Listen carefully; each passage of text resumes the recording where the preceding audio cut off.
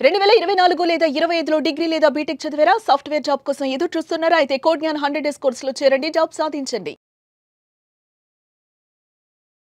అన్నిటికీ కారణం లే ఆఫ్స్.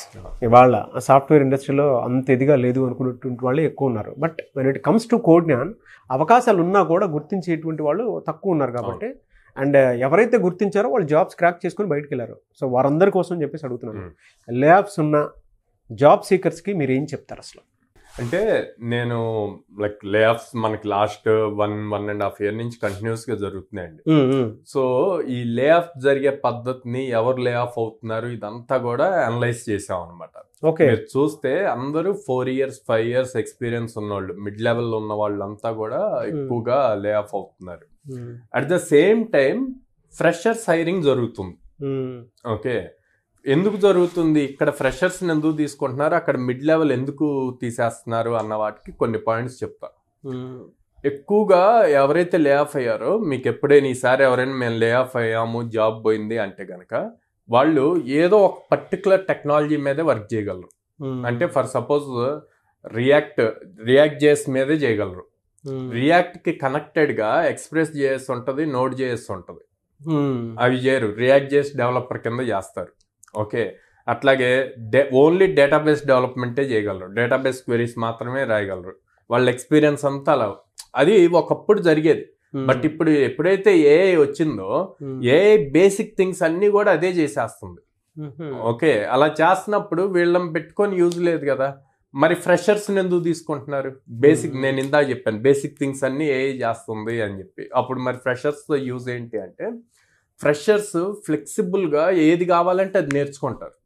ఓకే, అండ్ ఫ్రెషర్స్ని కూడా ఒక్క టెక్నాలజీ వచ్చిన వాళ్ళని ఎవ్వరూ హైర్ చేయట్లేదు.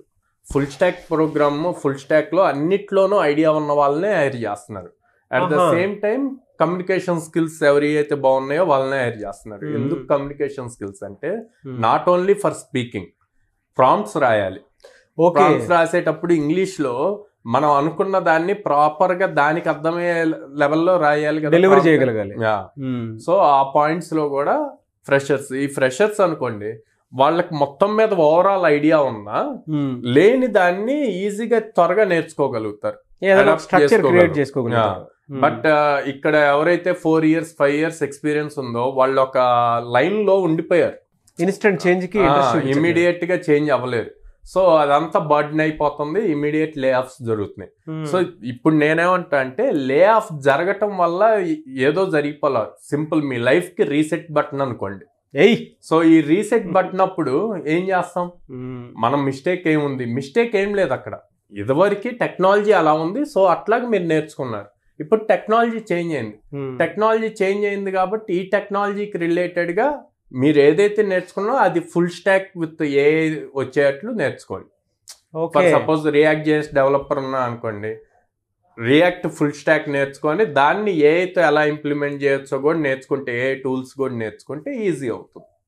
సో హై ప్రియారిటీ ఉన్నాయి మార్కెట్లో, అంతా కూడా ఏఐ గురించే ఉంది. ఎందుకు? 10 మంది చేసేది ఒకరితో అయిపోతుంది. ప్రాంప్ట్స్ ఇచ్చుకుంటూ వెళ్ళి అట్ ద సేమ్ టైం ఆ నాలెడ్జ్ ఉండాలి. ప్రాంప్ట్స్ ఇచ్చి వచ్చిన కోడ్ అంతా కరెక్టా అంటే కాదండి.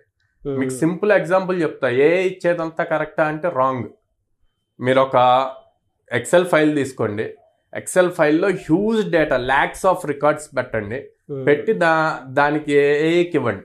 ఏఐకి ఇచ్చే ముందు మీరు ఒక కాలం కానీ రో కానీ మీరు మాన్యువల్గా క్యాలిక్యులేట్ చేయండి. క్యాలిక్యులేట్ చేసి సేమ్ ఫార్ములా ఏఐకి అండి, ఏఐ మిస్టేక్ ఇస్తుంది. ఓకే, సో అంటే ఏఐ మీకు కొంతవరకు హెల్ప్ చేస్తుంది. బేసిక్ థింగ్స్ అన్ని హ్యూజ్ వర్క్ చేయాలి అన్నప్పుడు హ్యూమన్ ఇంటర్ఫియరెన్స్ అన్నది కంపల్సరీ కావాలి. అండ్ అది చేసి ఇచ్చిన ప్రతి మనం బ్లైండ్గా ట్రస్ట్ చేయలేం. సో మనకి నాలెడ్జ్ ఉండాలి. సో అందుకని ఎవరైతే లే ఆఫ్ అవుతున్నారో వాళ్ళందరూ కూడా లే ఆఫ్ అయ్యామో అన్న దానికన్నా ఛాలెంజ్గా 2-3 months తీసుకొని, ఆ 3 monthsలో మీకు నెక్స్ట్ స్కిల్స్, ఒకే స్కిల్ సెట్ మీద ఉండకుండా టెక్ స్టాక్ బిల్డ్ చేసుకున్నారు అంటే కనుక ఈ హ్యాపీగా మళ్ళీ మీకు మంచి ప్యాకేజెస్తో జాబ్ స్టార్ట్ అవుతాయి. అవకాశాలు ఎక్కడెక్కడ ఉంటాయి సార్ అసలు? సో ఎంఎన్సీస్ లో లే ఆఫ్స్ అవుతున్నాయి. Startup companies, mid level companies అన్నిట్లోనూ ఓపెనింగ్స్ ఉన్నాయి. ఎందుకు ఎంఎన్సీస్ లో లే ఆఫ్ అవుతున్నాయో కూడా చెప్తాను. ఎంఎన్సీస్ లో ఒక ప్రాజెక్ట్ వచ్చింది అనుకోండి, ఆ ప్రాజెక్ట్ ఒక 60-65 members కావాలి అంటే కానీ వీళ్ళు 100 to 120 మెంబర్స్ని హైర్ చేస్తారు. ఆ 65 మెంబర్స్ని ప్రాజెక్ట్లో ఉంచుతారు, రిమైనింగ్ వాళ్ళని బెంచ్లో ఉంటారు, సేఫ్ సైడ్ ఉంటుంది. ఓకే, అండ్ వాళ్ళ క్లయింట్కి వీళ్ళందరినీ చూపిస్తారనమాట. సో ఇప్పుడు ఈ ఎక్స్ట్రా ఉన్న వాళ్ళని అండ్ ఎవరైతే అప్ స్కిల్ అవ్వట్లేదో వాళ్ళందరినీ లే ఆఫ్ చేస్తున్నారు. సో దానివల్ల మీకు ఎంఎన్సీలో ఎక్కువ లే ఆఫ్స్ కనిపిస్తున్నాయి, కానీ స్టార్టప్స్లో కానీ మిడ్ లెవెల్ కంపెనీస్లో హైరింగ్ జరుగుతుంది. అదే లే ఆఫ్స్ ఉన్నా కూడా మీ దగ్గరకు వచ్చి ఏదైనా కెరీర్ గ్యాప్ ఉన్నా కూడా లేదు కరెంట్ ట్రెండ్ని మేము పట్టుకుని వెళ్దాం అనుకుంటున్న మిడ్లో ఎవరైతే ఉంటారో సడన్గా వీడియో చూసిన తర్వాత మీ దగ్గరకు అప్రోచ్ అవ్వాలనుకుంటారు. నమ్మకంతో కోడ్న్యానికి రండి, జాబ్ ఆపర్చునిటీస్ ఇచ్చి పంపిస్తాం. బా అంతే. ఎందుకంటే 800+ కంపెనీస్తో అసోసియేషన్ ఉంది. వాళ్ళు ప్రాపర్గా స్కిల్ నేర్చుకుంటే అప్ స్కిల్ చేస్తాము, at the same time opportunities ఇస్తాం. Thank you so much sir. Thank you so much Sairam గారు. Thank you.